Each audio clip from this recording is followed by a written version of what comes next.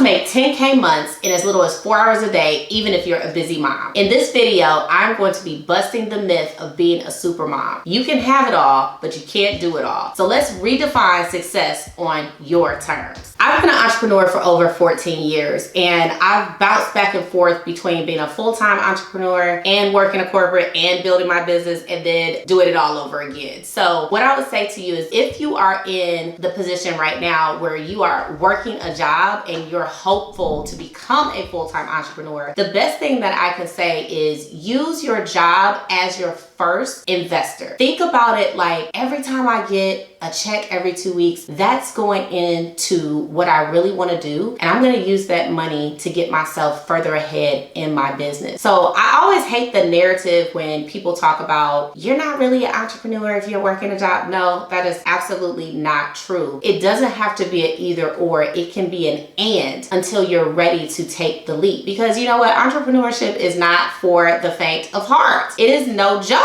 out here. I'm a full-time entrepreneur and I've been on both sides. And trust me, when I had that first investor, i.e. my job, it was a peace of mind that I had because I knew that at least I was going to have that check coming in. Now, in my case, I actually quit my corporate job when my son got sick. And so I was kind of forced out of corporate a little bit before I was ready. It ended up being a blessing for me because I was able to start my business full time. And it was kind of like one of those situations where if your back is up against the wall, you just got to make it happen. So that's pretty much what happened to me with my coaching business. But prior to that, I was coaching at night. I was doing my coaching on the weekends, and I was using my corporate job as the first investor for my business. So the first thing I would say to you, if that's your position, redefine what success means to you. Yes, it will be a milestone when you're able to quit your job and you're able to go out in entrepreneurship full time, but there is no medal for struggle. So plan for how you are going to get to your 10K months before you leave your role. Or if you're already an entrepreneur and you're just feeling stuck, you're feeling like, how can I possibly get to the point of making 10K months? Well, 10K is definitely a milestone for us as entrepreneurs. However, the point is we want to keep going to 20K, 30K, 40K, 50K, 100K months. And that can really only happen if you do a few things. The first thing is realize that your mindset is everything. As I mentioned, entrepreneurship is not for the faint of heart. You are going to have to develop a resilience, a mindset that it says, no matter what, this is what I'm going to do. I believe in this. I have certainty that this is going to happen for me. And I'm going to do everything that I can that's within my power to ensure that that happens. If you are at a point right now where you just feel like, oh my gosh, 10K seems like so much. Think about it practically. How many clients do you need to get in per month in order to make $10,000 per month? Or how many products do you need to sell to make $10,000 per month? It's really simple. It's an equation. How many people do you need to talk to in order to close 2 clients if you're charging $5,000 a month? $5,000 for your coaching packages. Whatever it is, figure out what is needed in order to get to your goal. 10K in 1 month is amazing, but we want to be able to make far more consistently. Hitting 10K 1 month is great, but what about the next month and a month after that? So putting a system in place that will really ensure that you're able to make 10K, 20K, 30K months is super important because it's not going to happen just by happenstance. Celebrate all of your wins. Celebrate even the smallest win that makes you feel good, because you may be in the trenches for a while, especially as we are navigating motherhood, and you may have another job, you may be married, you may have other responsibilities, and no one said that everybody is guaranteed overnight success. And so if you're in the trenches, the best way to keep yourself going internally is to just remind yourself that there are wins in front of you right now. I know for myself, when I think about what my entrepreneurial journey has been, it's always been when I wanted to give up, like right at that moment where I was just like, oh my God, this is so hard, that something came through to keep pushing me forward towards the goal. So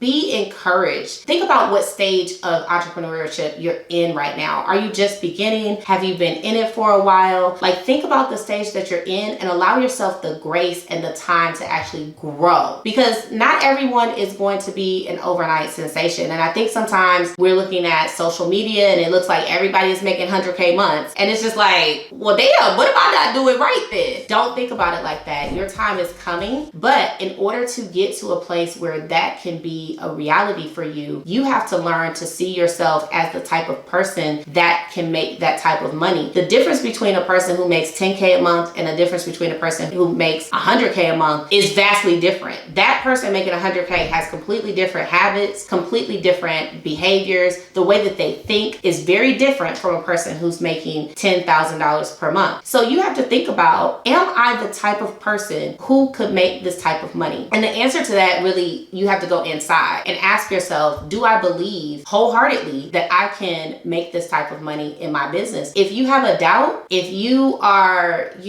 thinking this is a hard thing to accomplish, then I would say bring your number back. Don't go for the astronomical number if you can't truly believe for that. Go for the number that may be a little bit of a stretch, but you know that you can accomplish that. And then incrementally move that number up once you have built your confidence in that you know that you can make that amount of money. All in all, the point is, as a mom and an entrepreneur, there are going to be times where you can't be everything to everyone. So as I mentioned at the beginning, you can have it all, but you cannot do it all. There are going to be times where maybe motherhood is getting 35% and the rest is going to your business. And then there may be times where you have to be 100% a mom, and that has to be okay. Don't guilt yourself into having to make the decisions that you need to make for the good of the whole. Sometimes people are not going to understand. Your kids may not understand. Your spouse may not understand, but you know what the bigger picture is. So when you need help, be clear about the help that you need. Be concise with your ask, and then don't make yourself feel bad for needing to ask someone for help. Make sure that they are someone who is competent for whatever the task is that you're asking for. And I would say one of the secrets to my success is outsource. I outsource everything. If I could outsource it, I'm outsourcing it, because I know I am an amazing cook, but can I cook 5 meals a week? No, it's impossible for me right now at the stage where I am. I'm in a growth stage in my business. I cannot be Betty Crocker right now. Now, maybe next year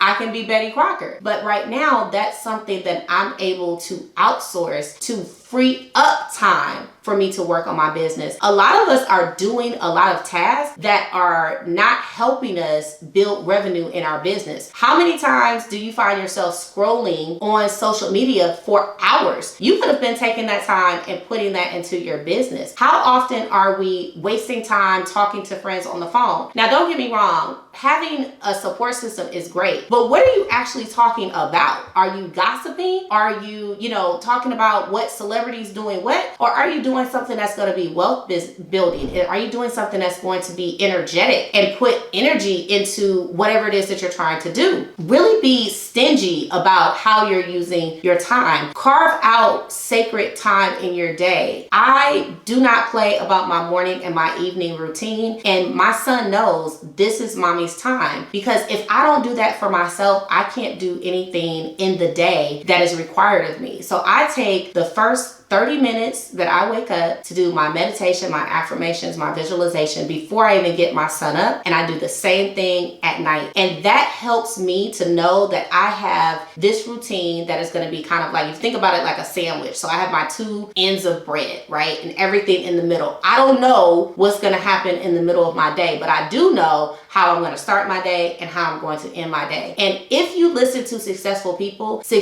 people have a certain way they do things. So if you're just flying by the seat of your pants and you're just like, oh, I wake up whatever time, I go to sleep whatever time, I, throw whatever's in the fridge, in the lunch pail for my kid, that is causing unnecessary stress. And a lot of people want the freedom of being an entrepreneur. But if you really talk to successful entrepreneurs, they are pretty much doing the same thing, because they have figured out a system for what works for them in their life. And they're not really deviating from that too much, because the system system has created the results. Okay. So lastly, understand that whatever season you're in is passing through. So in entrepreneurship, it's important to know that there are going to be seasons where you're up, there are going to be seasons when you're down. And that is why I'm really passionate about teaching moms who are entrepreneurs emotional regulation, because understanding that there are going to be moments where you want to just blow everything up. There are going to be moments where you don't want to do anything, whether it's for your kid or for your spouse or for your business. But knowing that that emotion is going to pass, and knowing what to do when you get into those negative emotions, so that you can ride the wave of entrepreneurship without it taking you out, burning you out, and without you feeling like you've sacrificed everything for little reward. So I hope you found this video valuable. If you did and you want help with your emotional regulation as a mompreneur, I want you to find the link in the description and book a call, and let's get you started on your road to your millions.